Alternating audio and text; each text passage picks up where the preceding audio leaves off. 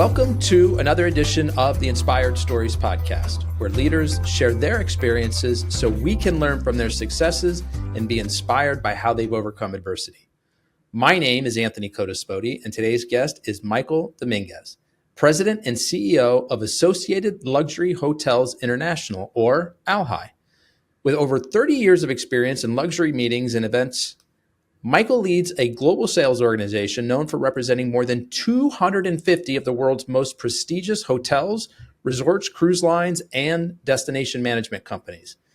ALHI's mission is to foster innovation, share best practices, and maintain high standards in the meetings and events industry. Under his leadership, they've provided personalized service through more than 80 sales professionals across 26 offices worldwide. Michael has earned multiple awards, including the Smart Meetings 2016 Lifetime Achiever Award and recognition as one of the top 25 most influential people in the meetings industry. He is also passionate about elevating personalized service in every program that ALHI supports. Now, before we get into all that good stuff, today's episode is brought to you by my company, Add Back Benefits Agency, where we offer very specific and unique employee benefits that are both great for your team and fiscally optimized for your bottom line. Imagine being able to give your employees free access to doctors, therapists, and prescription meds in a way that actually puts more money in your staff's pockets and the company's too. As an example, a recent client with over 450 employees boosted net profits over $412,000 a year. Now, results vary for each company, and some organizations may not be eligible. To find out if your company qualifies, contact us today at addbackbenefits.com. All right, back to our guest today, Michael Dominguez from ALHI. I appreciate you making the time to share your story today. Yeah, thanks for the invite, Anthony. I always love the conversations, and I don't, life moves so fast. I don't think we take enough time outs just to converse and reflect. And these are always important to be able to do that. Love it. Let's jump in and do it. So what Absolutely. First brought you into the hospitality industry? You've been in it for decades. I'm one of those. And, I tell people back in the day when I started, we didn't have hospitality schools. It wasn't a curriculum in most universities. So like many of my peers, mine was by accident. I started at the Hyatt San Antonio bussing tables when I was 15 years old, and I've never left the hotel business. And that literally was the path. And bus tables for 2 years on the weekends while I was going to school because mom wouldn't let anything get in the way of my grades. So it was just weekend spending money. And then when I graduated high school, I started waiting tables as I was going to college. And from there, shortly after, within 6 months, I was an assistant manager in a restaurant. And I did food and beverage and operations for about 9 years. And it just kind of took off from there. And, the one thing I share with everybody, Anthony, especially when I speak to students, is there are going to be people that really take an interest in your life and your career. And you have to have a small enough ego to accept what they're telling you and knowing it's for all the right reasons. And, I was fortunate. I had a mentor that started me at that Hyatt San Antonio. He was our food and beverage director there. And he moved me 3 times. And on the third move, we're having a beer as he picked me up at the airport and moved me to Palm Springs. And he goes, "It's my third move. We're done. Like, it's all on you. Like, I've got you going, but it's all on you at this point." And he was probably the hardest person you could ever work for, but it was all done out of love. And I think it's one of the reasons I succeeded, because I had that kind of grounding to start with and that kind of expectation. Pat Donnelly, and he's the general manager at the Hyatt Regency Chicago, which is Hyatt's largest hotel and their flagship hotel there in Chicago. And pick just one lesson that you learned from him. Pull it out. All about never letting people get comfortable from a management perspective. And he was the one to say that routines and patterns are the worst thing to keep people on their toes. And what I meant by that is, we used to watch, and it was funny because our restaurant, we could see the parking garage across the street where I ran this restaurant, and he had this white Porsche, and it would always be parked in that first spot. And then when we'd see it leave, it's like we had a rule. You couldn't be in the restaurant without your sports coat or your jacket and your suit coat, regardless of what was happening. You always had to have your coat on. Well, when we saw the car was gone, okay, the coats came off, we're cleaning up, nobody's around. And all of a sudden, he'd come flying through a back loading dock on property because his car wasn't there because he had moved the car and he's somewhere else and he's still on property. And his point is always keep people on their toes. because people will always look at, are you coming in the same time? Are you coming in the same way? Is everything so habitual, or do you just kind of keep it a little bit loose so that everybody is not getting comfortable on what a routine looks like?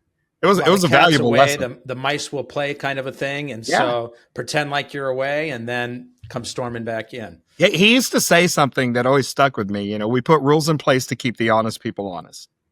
And he goes, and if I didn't need people holding people accountable, I wouldn't need management. We would just let people free ball it, and he's like, that's not the way it works. You have to have people that are holding people accountable, because we're all human beings. And at times, that's why you've played any sport, you've learned any instrument, somebody's pushing you. Somebody, a coach or an instructor, somebody's pushing you to be better. And he always taught us that was our responsibility. Okay, so speaking of sports and coaches, there's a large jersey behind your shoulder. And I cheat a little bit because I've already been given a sneak peek, but there's also a small rock on your desk. Can you kind of talk us through what these are there for?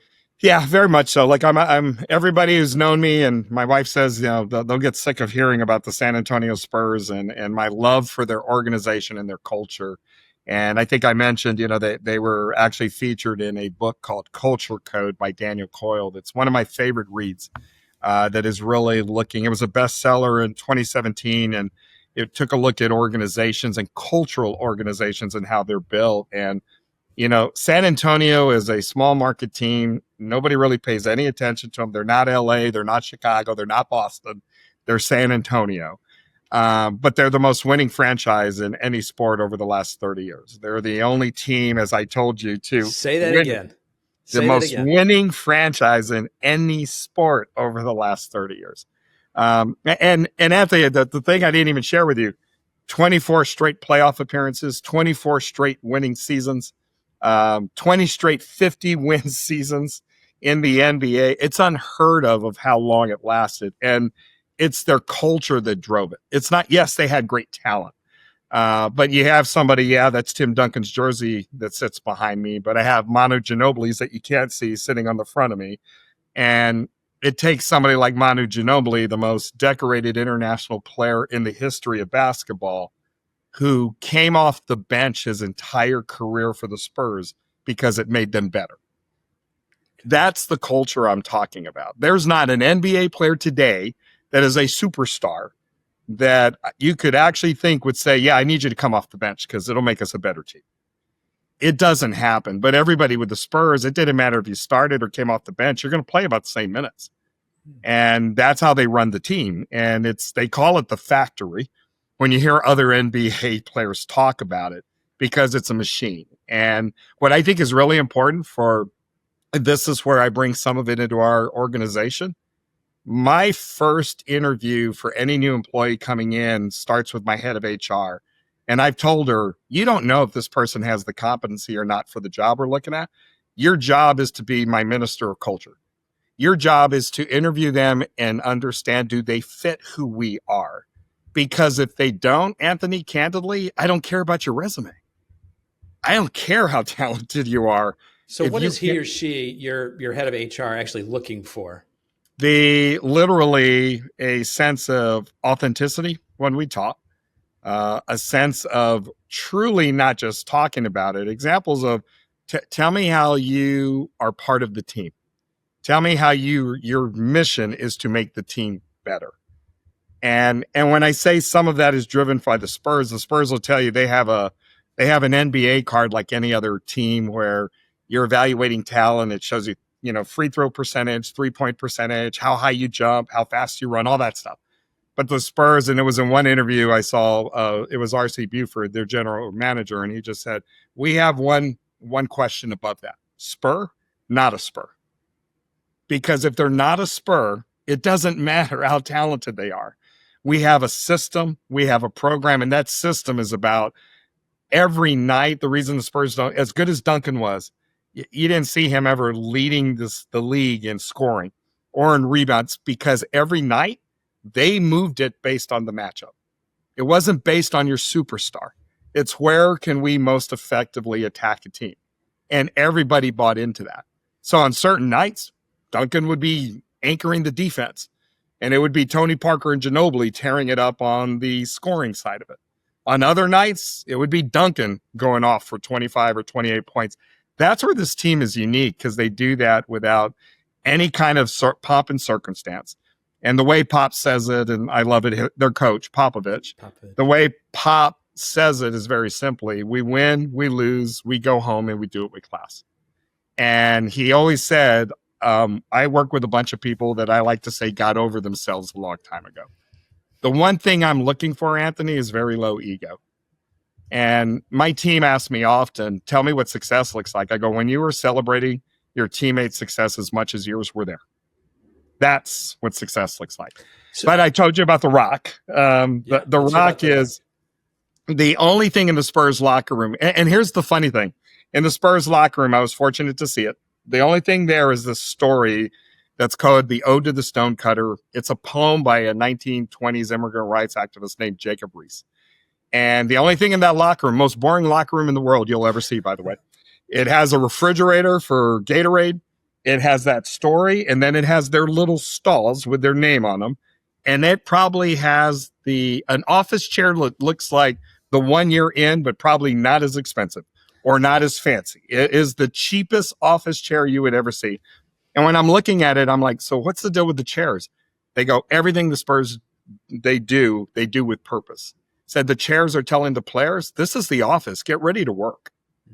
You're getting paid millions of dollars to do a job. This isn't about games. And I made the joke. I said, I had read that Cuban has Game Boys and, all kind of Sony stations, and everyone, and the head of marketing for San Antonio just said, you know what they don't have? 5 championships.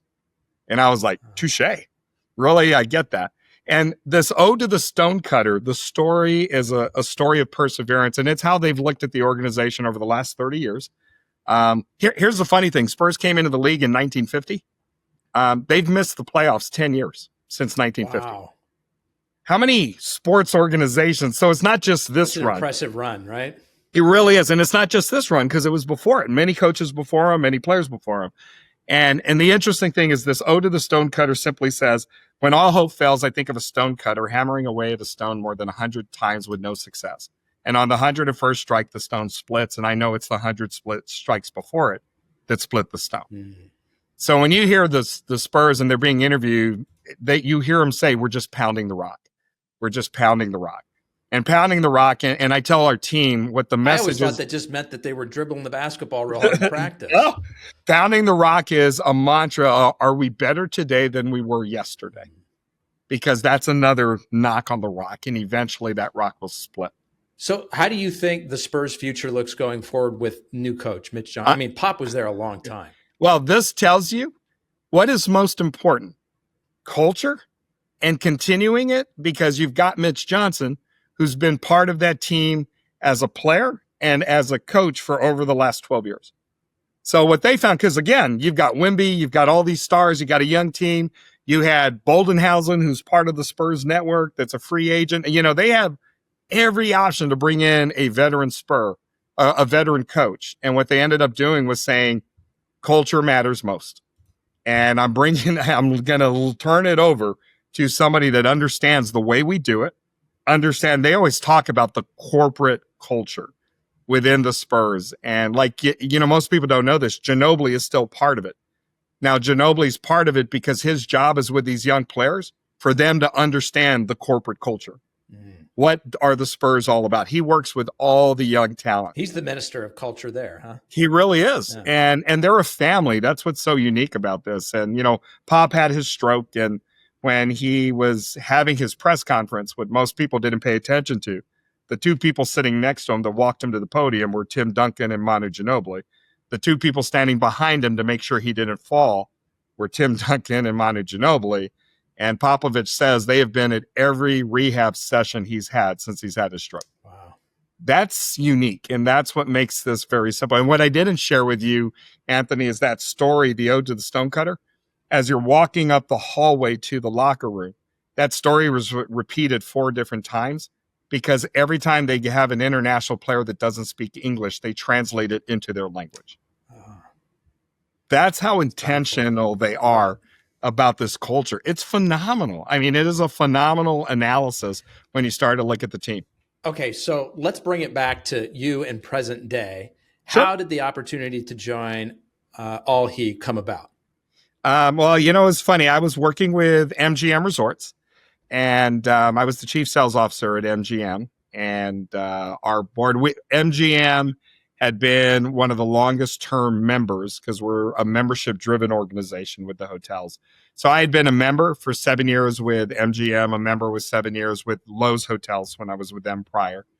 And there was an opportunity. The job was open. Our chairman, and he's part of the ownership group, and we're private equity. So he kind of did a worldwide tour, talking to planners, talking to clients, talking to current members. And since we were a member, he comes to Vegas. He wants to talk to me about MGM. We're talking, and then he asked me to join him for a cup of coffee the next morning. And he says, two-way person. When I've asked if I could wave a magic wand around this job, he goes, your name comes up. And he says, would you have any interest? And this is the funny, true story, Anthony. We're sitting in the middle of Bellagio. We're having a cup of coffee, right? And then he goes, and I told him, thank you, but I'm not really interested. And he goes, are you sure? Because it's a really cool job. And I go, look around. Cool would not be the selling factor here. We're sitting in the middle of Bellagio. Like, I've got all the cool you could imagine being in Vegas. That's not what's going to sell me on the job. And candidly, I got there through the help of my wife, and then through a client that has been a longtime friend and is one of my brothers, truly a brother in life. And he happened to be in Vegas around that time frame, and he's done business with ALHI. He knew it well. He knew me. But my wife told me, you get to be the CEO of a sales organization. How cool is that? Like, think about that. Where you are in your life, it's all about sales, and that's cool. Running a team and dealing with clients and being involved, perfect.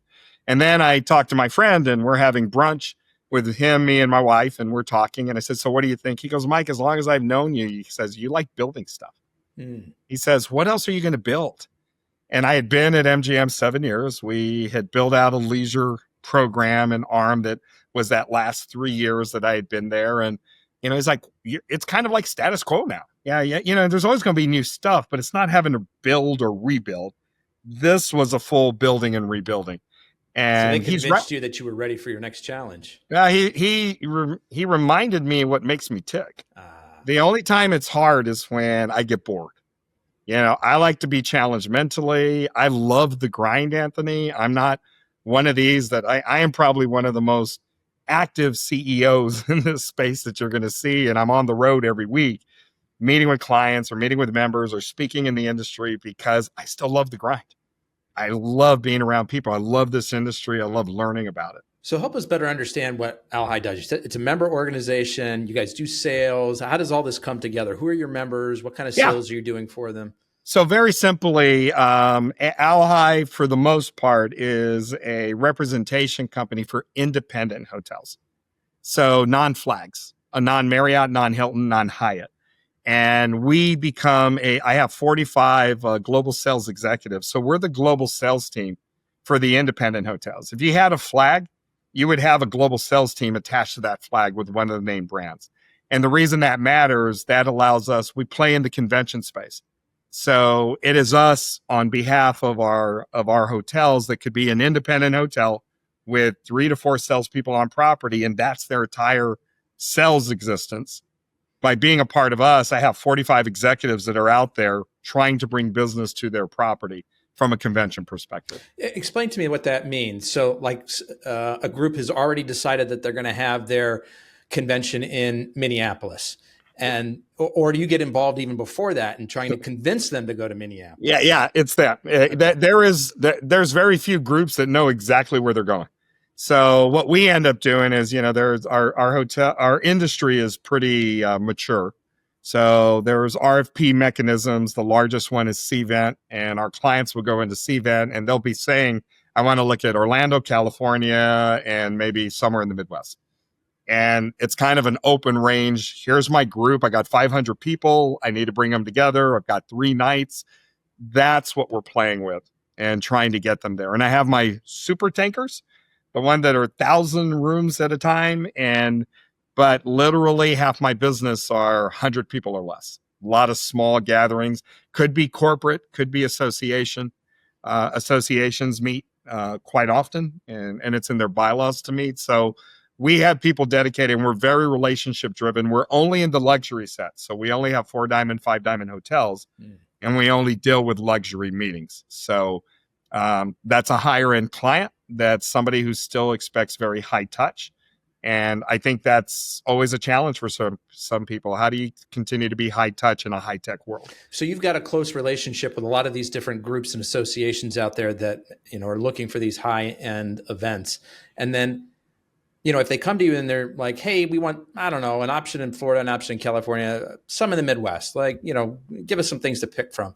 You've got members that, multiple members in some of those geographies. How do you sort of think about who you're going to try to steer them towards? Well, the biggest thing for us is that we lost your... Are you there? Yeah. Go ahead. Yeah. Yep. I was going to say the biggest thing for us is that, our GSOs, our global sales team, they've been through every one of our buildings. So they know the buildings inside and out. And it's not as simple, Anthony, as like throwing out an RFP. It's, okay, what's the profile of the group? What are you trying to accomplish? What does that look like? Because every hotel has its own personality. So our job is to steer it to be, and the way we've phrased it, because we went through this whole exercise of trying to figure out, like, what is your story? What does that look like? We're a sommelier for a meetings experience. You can have a great dinner, but pairing it with the perfect wine makes it something you'll remember forever. And I can give you a great hotel, but giving you the perfect hotel that matches what your meal looks like will make that experience really special and something you're going to remember forever. So that's kind of our goal. We're very high touch in that perspective, not transactional at all. And that's what I think separates us. It's a lot. My entire company is, if you look at my entire, P&L, it's all labor, because we're a people-driven organization. Human capital is my asset. And I've got the best of the best in that. And I do mean that, because they're very relationship focused, but that requires a lot of sweat equity. And that requires being in front of people all the time. Thus, me being on the road all the time. So it's a member organization. So your members are paying some kind of a fee. Mm-hmm. Are the groups that you're assisting also paying you some kind of a fee? No. Okay. No. We're just a service to those groups, but we're a trusted resource to those groups. And something we did, Anthony, that I think is really important is during the pandemic, I was co-chairing a COVID recovery task force for the industry through the Events Industry Council, EIC. And what's interesting is what people didn't know, depending on where you lived, what people didn't understand. I mean, I still had groups that were meeting in the middle of a pandemic. And everybody, depending on where you are in parts of the world or parts of our country, you thought the world is shut down. And it's like, that wasn't accurate. But there were protocols on how do you do this? How do you do this safely? How do you keep 6 feet of separation? It changed everything on how we did this. And we started, and I'll tell you 2 points. First, as the world was shutting down, and realized if you're in the hotel business, there was no industry more impacted than the hotel industry when you shut down the entire country on March 16th. And I got the team together on March 16th. I sent an email out and told the team, this is what's going on. We're going to be okay. We'll figure it out. And I had one of my GSOs that reached out, and she goes, can we jump on a call? Because your voice is always soothing. And we'd like to talk. And I'm like, great thought process. So on that Friday, while we're shutting down the country, I jumped on a call. We had a call with the entire team. And then we made the decision right there, or I made the decision. It's like, we will have this call every day until we don't. And during the pandemic, the entire organization was on a call every day. And my orders to them was very simple, is call your clients, call our members, see how they're doing, see how we can help. And when you're done, do it again. Mm-hmm. I don't care what we book. I don't care what that looks like, because it's going to be a hot mess. It will be a dumpster fire for a while. That's okay. Just check in on everybody. And that led to realizing planners had a lot of questions. The bigger brands literally furloughed or laid off their sales teams overnight. So I have clients like, I got meetings booked. How do I do them? And I have clients calling me about brands. I'm like, I don't work for that brand, but let me see how I can help. Let me see who I can get a hold of. And we became like this only standing resource during that time frame. So I started having a weekly call with planners to just come in and telling them. And they teased me that I was the Dr. Fauci of our industry. I learned more about that, Anthony, than I ever wanted to, but it was only to help people and to know what are the guidelines, what are we seeing, trying to follow the spike trends to see what that would look like when it was all said and done. And if you started to look at it historically, I actually took some heat because somebody's like, are you a doctor? Because I kept saying, if you look at all the trend lines on that last spike we had, where we're doing 1 million cases a day, I'm like, well, this will be done in about 6 weeks. And I think we're done. And they're all hitting me. I'm going, no, I'm not a doctor, but I do understand math. And if you look at the trend lines, every outbreak we had a 6-week bell curve. And it spiked. And after the end of 6 weeks, we kind of moved past it. And it was helping the planners like plan for that. Like, I've got a program in October. What do you think? I think we'll be done by April. You'll be okay. We should be fine. So we started doing this. And the reason I mention it is we had 3,000 clients joining us at the peak. So I had to spread it to 2 calls a week because there were so many people that were joining us. And as we got closer to the end of the pandemic. How many members do you have, Michael? Well, those are clients. Those aren't the members. My members are my member hotels, which are the 250 plus hotels. These are our clients. And my client pool, the people we communicate are These in are the associations, the people that are booking the corporate meeting planners, third-party planners. I mean, it's very broad. My entire database that's active is about 30,000. So it's a broad industry. And we had that kind of audience, and it rotated, but there people came in, came out. That was the live part of it. You could also download the information, and I always had a deck put together for that.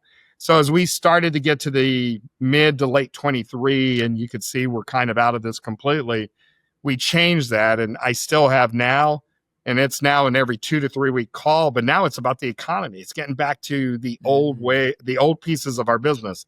What's happening with room costs? What's happening with food and beverage costs? How should I budget for next year?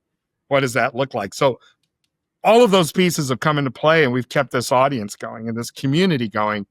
And that is to be said is we're much bigger than a sales organization. We're a resource for our plan. And I must say a trusted resource because I'm never spinning it. I'm very data driven, and I'm trying to tell them, here's the data. And I try to not get over our skis.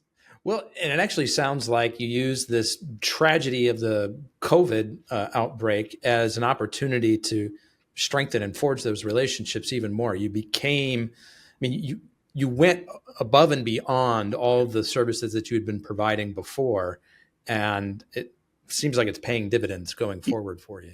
Yeah, and I think the important piece to that, Anthony, is there was no master plan. We did it because there was a gap. We did it because there was a need for it. And that authenticity of doing it for the right reasons is what I think makes it work. And probably the most rewarding comment I get from clients when I'm out in the industry, they always say, thank you for everything you do for our industry. Wow. And to know that's their comment, they actually know that's the lens I'm looking through. I'm not doing it trying to promote ALHI. I am a believer. If you do all the right things, ALHI will get promoted the right way and will be looked at the right way. And I don't have to promote that hard. The biggest point is do the right things, make our industry better, and people will recognize that and want to be a part of it. What's the size range in properties? Max number of beds, minimum number of beds? 5,000 rooms at MGM Grand to 120 rooms at my smallest boutique hotel. Okay. And everything in between. And so MGM is considered an independent. They don't fall under one of the big flags. Because they own and manage all their buildings. Okay. So that's the differential. The independents, like I just came back from the Broadmoor. The Broadmoor is one of our longest term members. The Broadmoor is an independent hotel owned by an independent owner that owns that and Sea Island, which is both our members. Pebble Beach. I'm naming the ones that people would recognize. Yeah. Pebble Beach, independent hotel by an independent owner. It's never going to put a flag on it. The Don Cesar down in St. Pete's Beach. These were those iconic, independent hotels. And the independents are still growing right now. There's a lot of people, because of technology and where you are with some of the larger technology applications, i.e. an Expedia or Booking, there's hotels that are like, can I do this without a brand? Because most of it with a brand, you either need a management company, but if you're going to manage it yourself, you need something to pull in leisure traffic. And that's where the brand and the flag recognition comes in. And right now you do have a lot of, on the luxury side, a lot of independent hotels that are being built on the luxury side, or non-flagged on the luxury side. And their intent to sort of publicize and promote themselves is through these third-party platforms like Expedia or hotels. Well, what I'm saying is, because of the third-party platforms, that is a leisure valve you can turn on and off. Got it. That didn't exist 15 or 20 years ago. Now, that was problematic for hotels because the fees for that when they first started were astronomical. And that is why there was always this little bit of a push and pressure. But as things have normalized, and as those technologies have matured and the industry's gotten broader, those fees have gotten to a point that I think you have to do the math at certain times and just say, can I do it without a flag? In certain markets, maybe. Certain markets, no, you're going to need these flags because of loyalty programs and how that all moves. It just depends. But what you're finding is there's more options out there today. What do you think are the key elements of curating a truly standout hotel or resort experience for the event professionals that you're working with? That's really simple. I keep reminding everybody, we forget about the human engagement and the human connection. That the reason you're bringing people together, it's that human outcome. And we sometimes are so focused on planning the meeting, we're forgetting why we're doing the meeting. And that is what I think is, so you have to be intentional. You have to be purposeful. We do our own series of events and our executive events, and they are highly rated and highly sought after by our meeting professionals. But it's something as simple, Anthony, that, we have sponsors that help sponsor certain pieces of our meeting. And you've probably been to meetings where you'll see the sponsor come up on stage because they're sponsoring lunch or break. Every sponsor that sponsors with us knows you will never get stage time. Our purpose of being together is to educate and to form connections and to make sure we're having the right conversations. And if that is a qualifier for you sponsoring, then don't sponsor. But if you want to sponsor, you'll get to be part of the program. You'll be able to network and interact like everybody else. I'll promote the heck out of you pre and post. But during the meeting, no, it's all about education. It is all about connection. It is all about conversation. It is not about promoting. And I don't even promote ALHI from stage. You won't hear me talk about what goes on.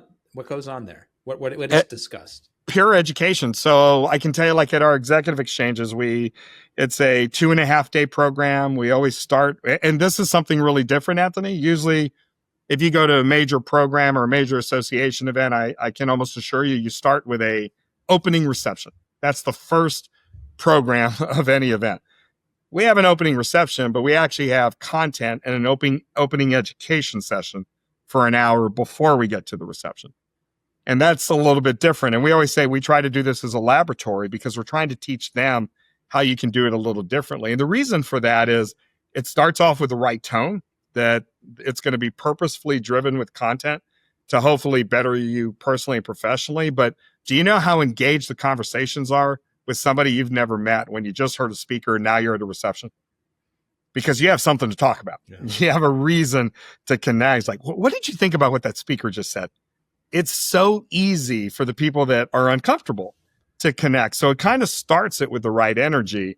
And then the second day of our meeting is very meaty, very meaty. And I don't like panels. I'm the first one to tell you. That's something else I try not to allow.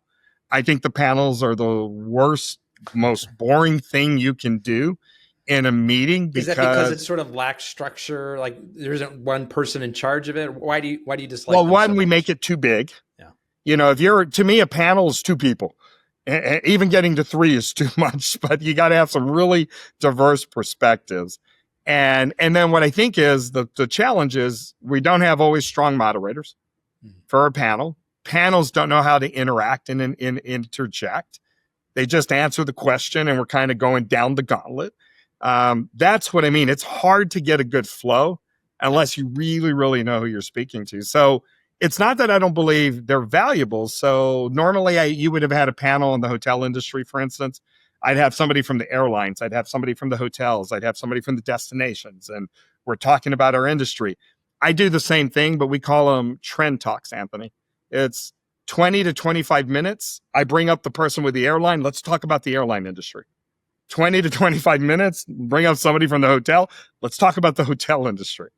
Instead of trying to say everybody has to put in their 2 cents, on one question as we go down the gauntlet, we spend a lot of time. And I think behavioral science, when you say, how do you make it a good meeting? How do you bring behavioral science into how do you think about this? So why do I say that? All science has told me I can't keep your attention for more than 20 to 25 minutes at a time. Yet I've never not seen an agenda that says we're going to meet for an hour and a half and take a break. How does that make any sense when we know that's not the human condition? So by me breaking up the trend talks, I'm making the mind have to reset again, because 25 minutes and 20 minutes talking about the airline industry, 5 minutes of Q&A with the audience. And then you hear us strike the music. I'm introducing somebody else. It completely resets your brain again to pay attention. Really smart. That is such a simple exercise. And I don't think people spend enough time on the content, on how it's delivered, how it's going to be most impactful, what makes sense. And Anthony, I would drive a meeting planner crazy. Thank God mine works with me really well, because we're changing content and flow through the program. Like every night I'm changing it because of something else I heard. But if it should be a living and breathing organism, instead of I have a plan and we have to deliver the plan, instead of, well, no, the plan just changed because of what just came up in a conversation. And you were talking about trends. I'd be curious to hear some big trends that you've seen during the time that you've been in the industry. What are some big things that have changed? And then kind of morph into what are some big changes that you foresee coming? Yeah, I think one of the biggest things right now is we have a need, and there's more of an intention around white space in an agenda. And it's the other thing that I'm always sharing with planners. You need to have more white space in the agenda. So Anthony, if you came to my meeting, if I want your complete attention from 9 a.m. until 12 before we go to lunch, and then we're going to break the afternoon, you need to know you have the entire afternoon free to explore the destination or go do the phone call you need to, go catch up with emails. And what you find is by giving people a lot of white space, you own them mentally during the time you need them. That is a trend you're starting to see. Old agendas used to go 8 to 8 or 8 to 10, 8 a.m. to 10 p.m., no breaks except for your restroom breaks and your meals, but there's no other white space.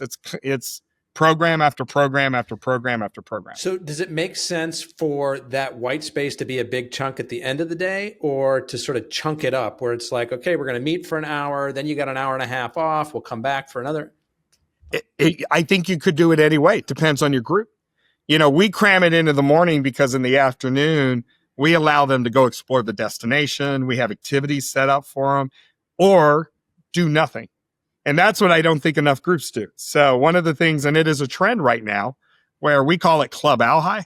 Basically, I'm renting a couple of cabanas by a pool. We have food and beverage. Come sit, do whatever. Just hang out if you want to. There's no programming. It's just a place to hang out. I can't tell you how many planners have told me, the last time I had 3 hours to myself with no kids, no family, no work, to just breathe. Those are the things that I think are coming into play. And I think everybody needs space to breathe, because our responsibilities at home, in addition to what we're trying to do in a career, it sometimes is hard. And that is a shift, and I do see another shift, and it's in conversation. There used to be this talk about balance. And I've always been a big proponent of this, Anthony, but now I'm starting to see the drumbeat. And I tell my team, there is no such thing as balance, and quit talking about balance. There is something called rhythm, and you want to develop a good rhythm between your personal and your professional life. But it will never be balanced. And anyone that uses those words to me, you're looking for an excuse based on your decisions that you were making. Because everywhere you choose to spend your time is a decision. And you want someone to blame when you're talking about balance versus how do you get it into rhythm? And what I mean by that is, like, I tell people, come on, work is going to win some decisions just because it's work and I'm trying to earn a living for a family. So sometimes that's going to win. I just tell my team, just make sure that 3 out of 10, 4 out of 10, your family, you personally are winning those decisions. It's not 10 out of 10 winning for work. And is it balanced? No. But do I start to get a rhythm on how I do it? Yeah. And you're finding people starting to do that because it gives them the ability to. I just came from a program. You know how many people brought their families? That's rhythm. That's not balance because during the day, they're still in a meeting all day, but their families are enjoying the resort. They get to go do activities. They get to do, and then at night, they're all together. That's to me the little bit of rhythm versus balance. Do you find it challenging to manage such a large and, I guess, call it geographically diverse set of team members? I think management is always hard, but I remind, myself, my job is to lead them, not manage them. I have other people that have to a little bit manage their day-to-day, but I don't think it's difficult. I think where people make a mistake, Anthony, is they don't clearly identify expectations and they don't clearly inspire our team to do great things together. And if you can do those things, I don't think the rest of it is that hard. And how do you do that? How do you inspire your team to do great things together? Candidly, mine's not by words, mine's by actions. And, and I hear from my team, and I had a conversation with one of my new team members this morning, just checking in because they've been with us now a month. And they go, you know how proud I am when I'm sitting at a trade show booth because they just went to one. And I have people coming up and thanking us for what ALHI does for them and what you do for our industry. And when you start to hear that, how do you inspire? You inspire by doing and knowing that they're always proud to be in the market and know that that's the comment they get back. That's the feedback they get back. And I'm not asking them to do anything, Anthony, that I'm not going to do myself. When I am committing the type of, sweat equity into getting there and getting to our market and being with our clients, it matters. And I think too many leaders talk too much and don't do enough as far as what they're trying to show. And that's not a criticism. I understand that. I just think you have to be intentional. If you really want to inspire people, it's not just your words, it's your actions. Your actions have to mirror it, or it just doesn't matter. So I got to ask about AI because you've got a big view of what a lot of different players in the space are doing or are talking about doing. How are you seeing it being used today? Where do you see it potentially going? In our side of the world right now, it's a lot in marketing, a lot in some accounting functions, back of the house functions. I think the biggest piece you're going to see in play in our industry is going to be around customization.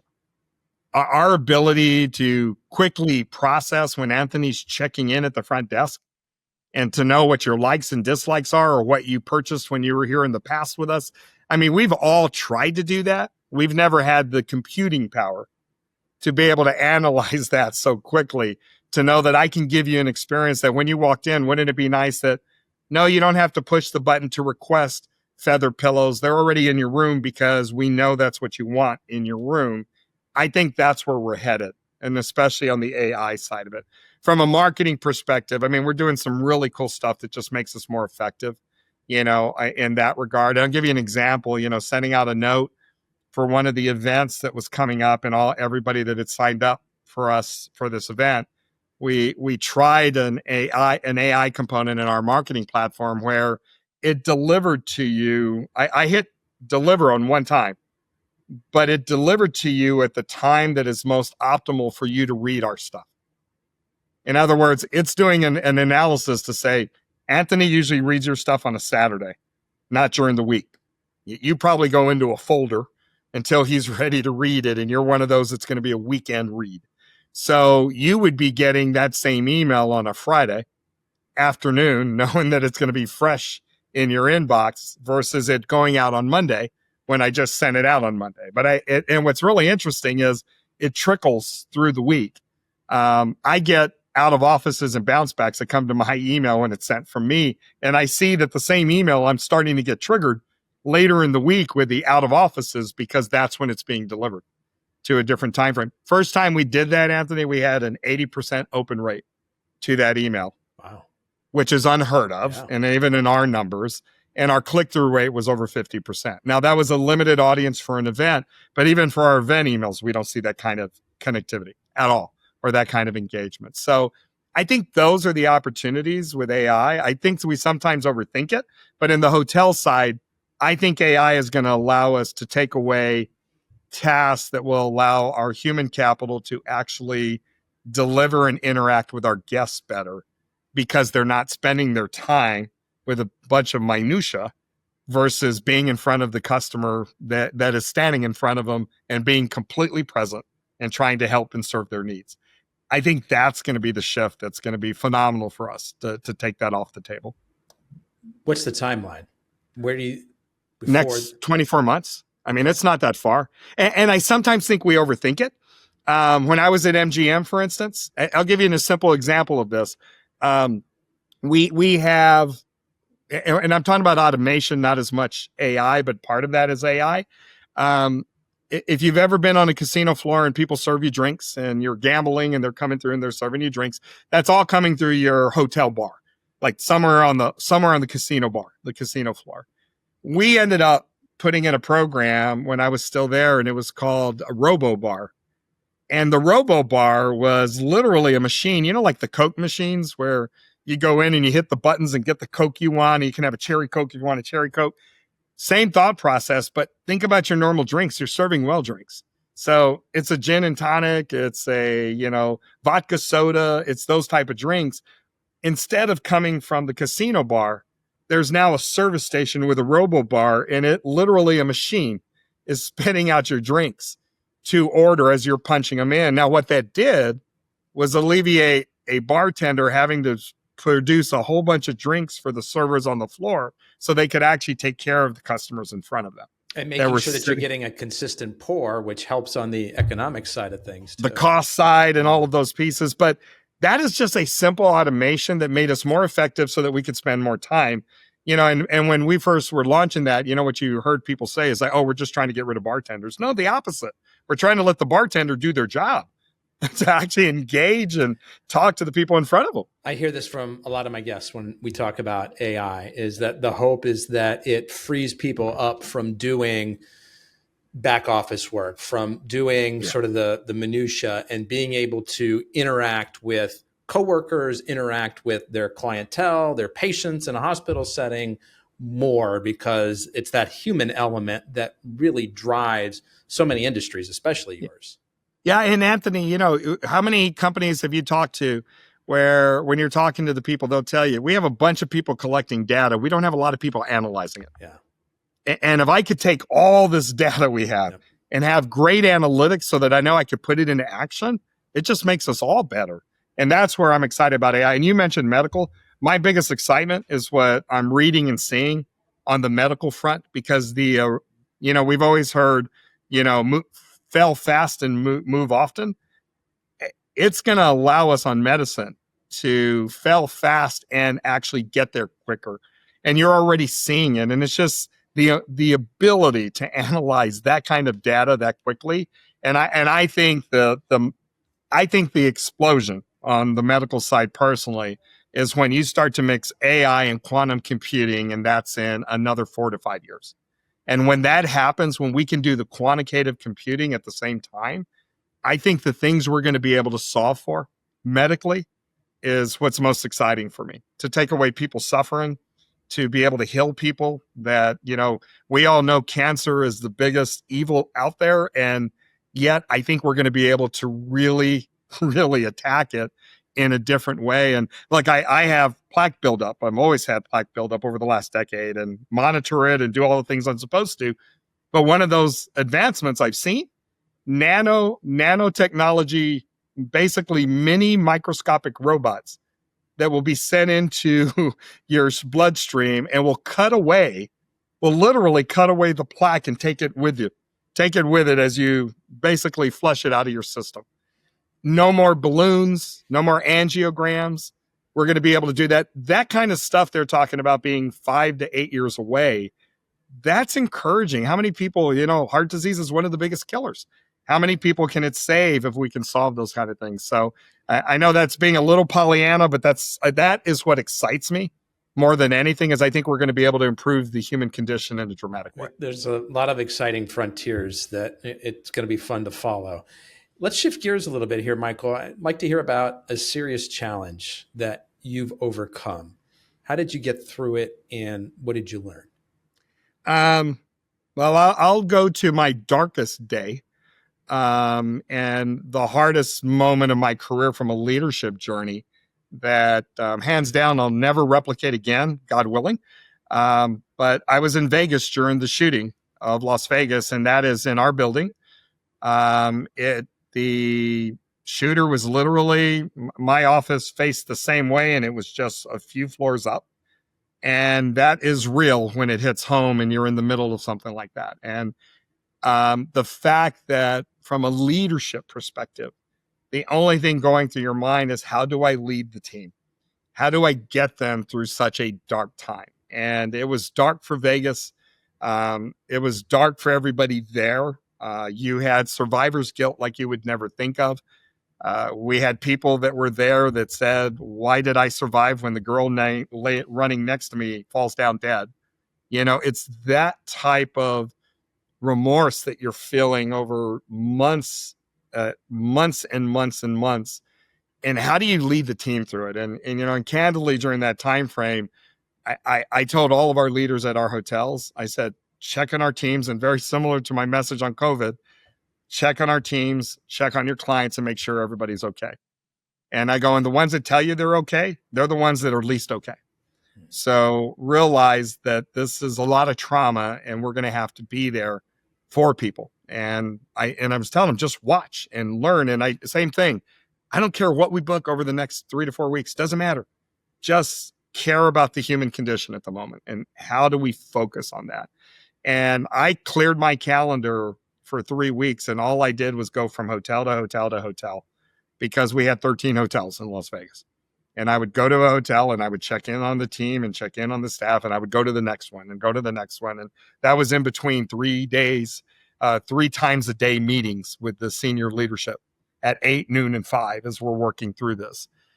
The one thing I tell people is the ability for me to tell everybody tomorrow will be a better day. And the ability for them to believe that came from all the trust I had built up in the relationships months and years beforehand.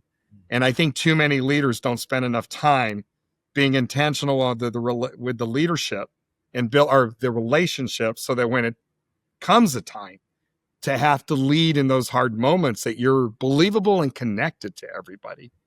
I think that's a miss. And especially if you're in a smaller company. I mean, Anthony, we have 150 employees. I have twice a year phone calls with every single one of them for 30 minutes. And the call is just to check in with them, not to check in on their work. How are you doing? How is your life? How is your family? And I learned so much about my team members. And what's interesting is I have team members that tell me all the time, you're the only CEO I've ever had a call with. And it's just to check in on them.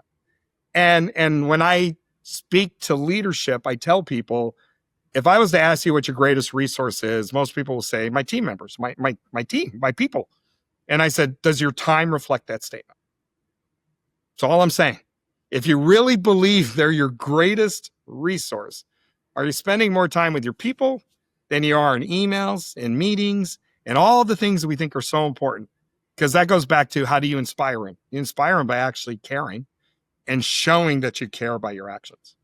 So I want to go back to that day, because I'm hearing you talk about sort of the aftermath and going around and visiting each of the different properties in the Vegas area. So even people who weren't at the property where it happened, I mean, the whole city, the whole country was affected by this to some degree. Your office was actually in the... It was in Mandalay Bay. The shooter was in Mandalay Bay, so it was the same property. Just a few floors above. I was on the second floor. They were higher up. So the second floor were executive offices, but I had the same view of the festival grounds that the shooter did. I mean, it's exactly the same corner. Were you witness to the events as they were happening? No. Fortunately, I that night was also a Vegas night hockey game. And my wife and I, we were supposed to be at the event. We chose to go to the hockey game. We were going to go by the event before we went home. And my wife's like, let's just go home. Like, we're done. It's already 10 o'clock. And that was the reason we weren't there. Wow. We just chose to do another event. And Anthony, I think it's an important note, because coming out of that, we had to see, I can tell you the story that when our leadership team was meeting together, we had an ex-SWAT officer that was there helping guide in some discussions, and actually told our CEO that everybody's running on adrenaline, and like, you need to make sure that they're all talking to somebody. And he was talking about the senior leadership that was just, again, from the time the shooting happened for about 3.5 weeks, we were just on. And he said they're suffering from trauma and they don't know it. And it's all adrenaline that's hiding it. So you need to do that. That adrenaline going for weeks. Yeah. For weeks. Yeah. Okay. And you're just going nonstop. And the reason I say that is, like, 2.5 weeks into it, I walk into my office and there's somebody sitting in there, and I'm like, who are you? And it was a doctor that was sent, and somebody's supposed to talk to me. And I said, look, I'm fine. And they go, yeah, people say that, Mike, and you're fine. I go, look, I am mentally exhausted. I am physically exhausted. And if I'm doing it the right way, I should be. And I said, but I'm okay. And I go, I was supposed to be there that night, but I chose to go to a Vegas hockey game. I go, my brain does not work with what if. I made a different decision that put me in a different situation. My brain does not go there. That's not how my brain works. Not that, I could have been there. I didn't, because I made a different choice. And candidly, that's how life works. Our choices put us in situations. And I said, I wasn't there. I said, but I am running and talking to everybody. I'm caring about everybody. And I go, and guess what I have? And it was a Friday. I go, guess what I have tomorrow on Saturday? And she's like, what? And I said, a 2-hour massage for myself. Guess what I had last week on Saturday? A 2-hour massage for myself. And I go, and guess what I will have next week on the Saturday? A 2-hour massage for myself, because I know I need it. I said, but I am mentally fine. I understand that tragedies happen, and I don't put my head into what if. My brain doesn't work that way. Now, some people do, and it's just the way my brain works. And it's always freaked out my wife a little bit, because I don't think that way. She can go down rabbit holes. I don't go down rabbit holes. I'm like, I made a different choice. And so because of that, you don't have any of that survivor guilt. None. That a lot of other people were affected by. No. And had I been there, I probably would have. That would have been different. Why me, not them? If you're at the situation, or at the event. I wasn't at the event because I made a different decision. That was where my mind works a little bit differently. And long ago, Anthony, there was a lesson we had. There was a guy named Ted Willie, and he had a book out. It was Dr. Ted Willie, and he had a book out called The Power of Choice. And what he always talked, and it always stuck with me, is that everything you experience in your life, you choose to experience. Your choices put you there. Doesn't mean you want to experience them, but it's your choices that put you into situations. And it was a hard one, because it's like where he lost people. And like, we were doing this whole workshop. He says, if you're on a plane that crashes, you chose to die. And people are like, time out, hold on. He goes, I didn't say you wish to die. You chose which airline. You chose which airport. You chose what time you were going to fly out. He's like, your choices put you into the situation. And that was probably the most sensational conversation, because that was so it created so much chaos with people that it was one of the healthiest conversations we had the whole week.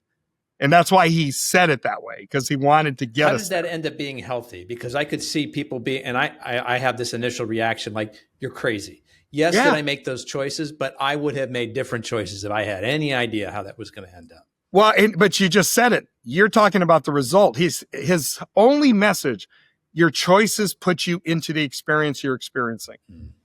And the reason you're having the whole workshop was quit blaming everybody. It is your choices that are putting you there. And that is, and he used an example. Anybody who's late to work, there's an accident on the freeway. You chose not to give yourself 30 extra minutes. You chose what time you were going to leave. There can always be an accident on the freeway. He goes, that becomes an excuse for you not to perform. And that is where he was trying to get people. It's your choices. And the power of choice was saying, don't be a victim. It's your choices. And he took the most extreme with the airline situation. But what he was trying to explain is that I didn't say you wanted to die. I didn't say that was your purpose of the day. He's saying your choices put you into any experience that you're experiencing. And if you can start to live that way, you start to live a little less like a victim and understanding my choices matter. I wonder if there's a version of that I could use with my kids. I think it's a hard thing for me as a grown adult to be like, okay, I'm starting to get there. But man, would I love for my kids to be able to start to wrap their heads around that kind of thinking. I think it's an important lesson. And by the way, my youngest daughter is the least victim. My youngest daughter is 34 now. And she is the least victim-oriented child you will ever see. But you know what she remembers? Her kindergarten teacher, Mrs. Bennett, and we do too, that from our first parent teacher, she said, I believe in choices. And I believe in teaching your kids that all choices have consequences. And she even in her kindergarten class said, we're going to do English, we're going to do writing, or we're going to do math, and then we're going to do reading. The kids have to do each one of those things, but she gave them the option in which order they had to do them. So she taught them choices. And there was no choice to not do them, but you had the choice on what order you did it. And she actually said, I'm going to tell the kids, don't run on the playtop or the blacktop. Don't run on the blacktop. Somebody's going to fall down. No running on the blacktop. And she goes, and one of your kids is going to run and fall on the blacktop. And when they skin their knee and they're starting to whine to me, I'm going to send them inside and say, you know where the first aid kit is. Go clean up your wound because you chose to run on the blacktop. And that was your choice. Now, she said, if your kid cracks their head open, I'm taking care of it. That's not my point. But she goes, your kid skins their knee. They need to learn that their choice to not follow instruction is what led to that. Wow. And it's something we used to tell our kids all the time, Anthony. We would tell them one time it was A or B. These are your choices. This is it. Make a choice. And they didn't like either one of them. That's not the option. Make a choice. And that gets them into the habit of making a choice. And these were, even in punishments, we did this with my oldest daughter. She was on a soccer team, a club soccer team. And when she would get in trouble and it's like, let's talk about what your punishment's going to be. Well, I'm not going to the tournament. I go, that is not an option because you have a responsibility to a team. And they shouldn't suffer for your stupidity. That's somebody else. That's you. So let's try again. Like that is a non-option. So that's she actually had a voice in what her consequences were going to be. But I didn't let her make it up. I'm like, it's A or B. Well, but I don't want to go to the tournament. That's not your option. It's A or B. And I think that's the important part. It's not unlimited choices. Yeah. Sometimes we don't have unlimited choices as adults. And it's important to teach kids young that, the choices are sometimes hard and got to make them. And I think it's important, Anthony, if you do it when they're kids, you're doing it when there's not life and death circumstances at stake. Yeah. They're learning choices at a very young age when it really isn't that, it isn't going to be that impactful to their life overall. I just got one more question for you, Michael, as we wrap Yes, sir. up. But before I ask it, I also want to let people know the best way either to get in touch with you directly or the brand or continue to follow your story. What would that be? Sure. Couple of things. I'm M. Dominguez at ALHI.com. It's as simple as it comes. And I'm also on LinkedIn, and they can follow me as Michael Dominguez as well, or just go to our ALHI website. But I'm an open book, and you'll see on my even on my signature line, I only have one phone number, and it's my cell phone. I don't have any other phone. There is no phone number. And I used to have people like, I can't believe you put your phone number on your business card. I'm like, why? Because I want people to call me. I'm in sales. I want people to call me. So I don't have a lot of gates. It's if you want to get a hold of me, you can get a hold of me. I love that. We'll make sure we include links to all those things in the show notes for people. The last question for you, Michael, yes, sir. You and I reconnect a year from now, and you're really excited because you are celebrating something, one thing, specific thing a year from now. What is that one thing? I'm going to make it. I'm going to make it two, just because yesterday was my 36th wedding anniversary. So I'm hoping I'm celebrating on 37th. I know I will be. And I only say hoping because God willing, we're both still here, but 37, I would want to be celebrating. And outside of that, as an organization, we're building out an entire leisure division, just like we have on our group side. And I'm hoping I'm a year from now celebrating that we have 50 members in our leisure program already. And that thing is starting to hit on all cylinders, and we're on our way to 150. What does a hotels. leisure program look like for you guys then? So for anybody in the luxury space, if you're in the luxury programs, it's having a global sales team that can help you with those programs. Like everybody wants to be in American Express Fine Hotels and Resorts program, which is the platinum program from a travel perspective. Well, once you're in the program, who's dealing with the agents? Who's dealing with the 3 call centers that they have across the country? Who's making sure you're adhering to all policy within that? Because that's one of 50 programs your hotel's a part of. So we're building out a team that can help, one, with the hand-holding and education of the agents. And it's probably a surprise, Anthony. People used to think that travel agencies were dead. Travel agencies has had a new reemergence. Oh, wow. And in the luxury space specifically, people want someone to take care of all the arrangements for them. They've got all the money in the world. They don't care about paying for it. It's like, here's my credit card. Can you make the arrangements? That is still really a big proponent of what we're doing. We know it's a gap for our hotels because they can't do it themselves. That's a lot of human capital that doesn't make sense at the property level. Makes a lot of sense. So is this sort of managing the relationship between the travel agents and the hotels? Yes. Okay. Yes. Yeah. But you've got Virtuoso, you have American Express, you have ABC Travel, you have Valerie Wilson, you have Altour Travel, and that's just the top 5.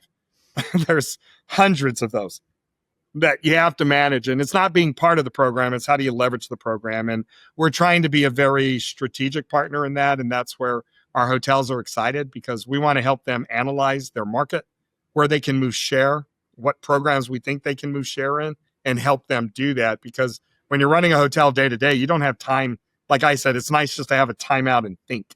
And that's what I think that allows you to do. There has to be a pretty big tech component to what it is that you guys are building out to manage all these different platforms. Well, the tech is on their platforms already. Okay. The rest of it for us is literally just a really good CRM system. We're in Salesforce, it's managing that side of it and managing the notes and what that looks like. But the tech platforms already exist for the hotels. We're just helping them, going back to what we said about AI, we're helping them analyze all of that to try to make the best recommendations on what we should be targeting. And it's more of a laser focus versus the shotgun approach to those type of programs. Gotcha. Michael Dominguez from ALHI. I want to be the first to thank you for sharing both your time and your story with us today. I really appreciate it. No, thank you, Anthony. It's a lot of fun. And, I could do this anytime. I enjoy these type of conversations. Folks, that's a wrap on another episode of the Inspired Stories podcast. Thanks for learning with us today.